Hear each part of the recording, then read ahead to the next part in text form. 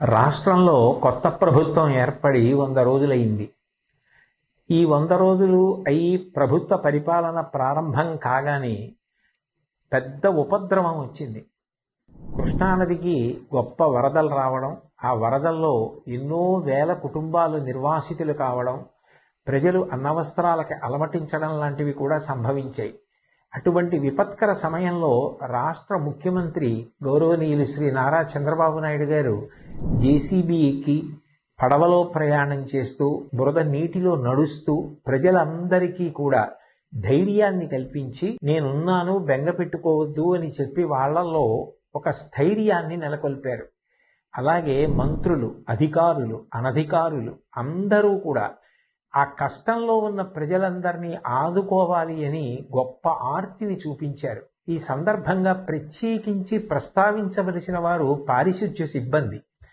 అనేక పురపాలక సంఘాలలో పనిచేస్తున్న వారందరూ కూడా విజయవాడ పట్టణానికి చేరుకుని అక్కడ అంటువ్యాధులు ప్రబలకుండా ఉండడం కోసం బ్లీచింగ్ చల్లడం లాంటి కార్యక్రమాలు నిర్వహించడంతో పాటుగా మంచినీటి సౌకర్యం ఏర్పాటు చేయడం, నిత్యావసర వస్తువులు అందచేయడం, ఇవన్నీ కూడా యుద్ధ ప్రాతిపదికన చేశారు.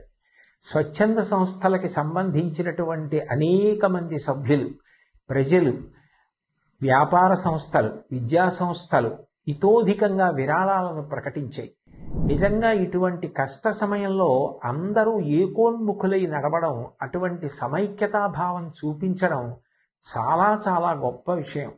భాగవతంలో పోతన గారు ఒక మాట అంటారు, పరహితము చెయ్యునెవ్వడు పరమహితుండగును భూత పంచకమునకును, పరహితమే పరమధర్మము పరహితునకు నెదురు లేదు పర్వేందుముఖి అంటారు. పరుల యొక్క హితం కోసం ప్రవర్తించే వాళ్ళు ఎవరుంటారో వాళ్ళకి పంచభూతాలు కూడా సహకరిస్తాయి.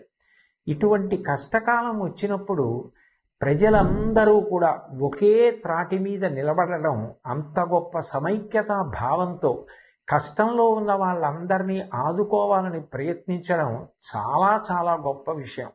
రవీంద్రనాథ్ ఠాగూర్ చెప్పినట్టు, where the mind is without fear and the head is held high, where the world has not been broken up into fragments by narrow domestic walls అని స్త్రీ, పురుష, పండిత, పామర, కుల, మత, వర్ణ, వర్గ, ధనిక, పేద విచక్షణ లేకుండా అందరూ ఒక్కటిగా నిలబడి ఆ ఆపదని ఎదుర్కొన్నటువంటి విషయం నిజంగా ఎంతో స్ఫూర్తిదాయకం.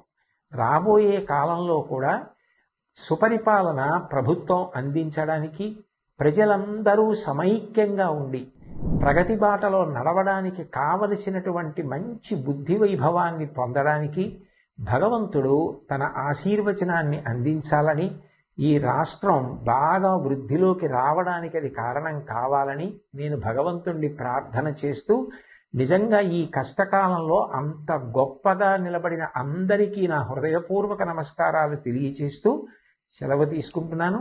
స్వస్తి.